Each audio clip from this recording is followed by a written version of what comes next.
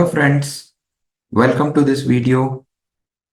In this video, we are going to see the applications that we have in Automation Anywhere. So we have different commands as like prompt, where we have the ability we can take the input from the user in the runtime. So the pop-up message box will appear where user is supposed to enter the input at the runtime. Then message box. So it is used to display the any particular message, or suppose if we are doing the testing of the code and we want to check whether what value is getting passed to that particular variable in the bot execution. So we can always put the message box over there, and we can put that particular variable inside that message box, and we can validate the value which is being used by the bot. Then we can use this comment to, we can use this for adding the label, like what that particular activity is doing, or what are the important steps. Before that, we can add the comment like connect to email server, or we can say save the attachment, or anything that is important and related to that particular actions, so that we can use the comment. And step. So step will be used to to combine all the activities together in a group, so that you can, if you minimize that particular let's say the step, so it is good to have the, like, to minimize the code, the view. Okay, let's see that actually in the control room. Let's start with the first one, prompt. Yes, for this one actually we have the four commands under that. We can prompt the user such as to enter the for the file for the that can be used in the by the bot for processing or for the execution purpose. Then we can prompt for a to choose the folder. Then we can either prompt to enter the value that user will enter at the runtime.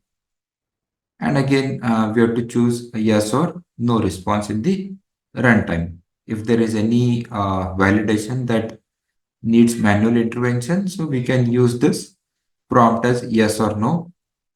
And based on this response, we can proceed the bot, like if and else condition, or based on the yes or no response, we can navigate the bot execution. So let's use this prompt value. So this is the window caption. Let's say it's a prompt input, and what is the message that you want to, that the user will get. Like we have to, we can write it as enter any number between 1 to 5, and we can assign this particular response to the sample string. And now if you want to display that what the user has entered, so here you can see that is save in the sample string variable. So that variable we can pass it over here, sample string. Let's save it. So what the user has entered, so that will be displayed in the sample string. And before this, we can add the customized messages. User has entered. We can use the colon sample string. Let's run this.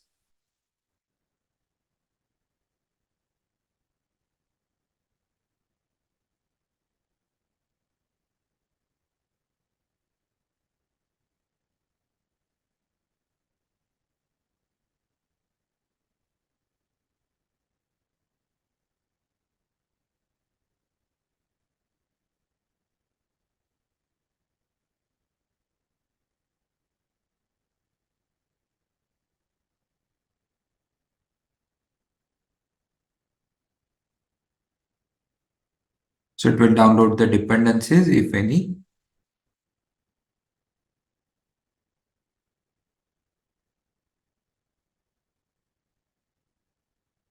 Okay, you can see whenever we have entered the prompt or we are using that prompt command, so we have given the input for that particular window as prompt input. So that is, you can see over here, and the message for the user is enter any number between 1 to 5. And this is the window where the response will be captured. Let's say I have entered 4 and I have to click on OK button.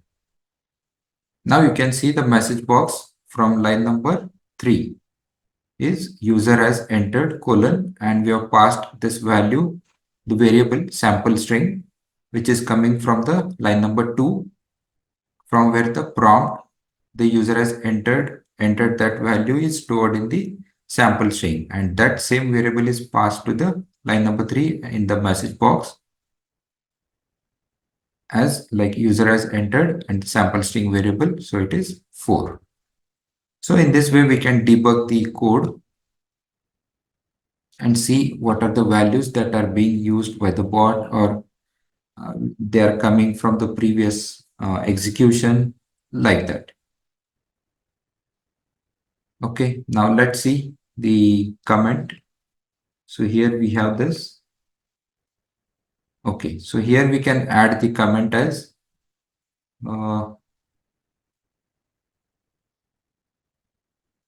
prompt input value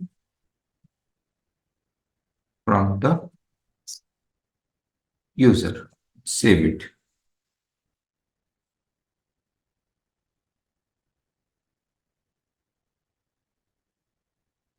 You can add one more comment,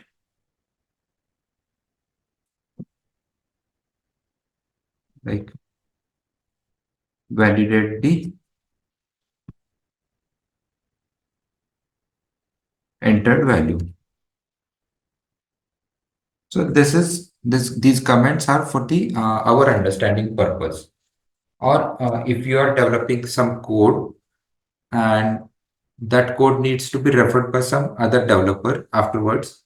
So these comments will help to understand that particular other developer, that what these particular commands are doing, or what is the logic that has been implemented in the code.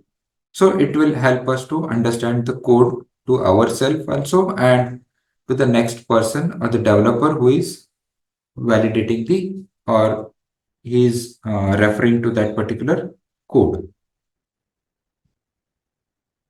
And suppose if you want to put all this together in the club together, so you can use this particular step.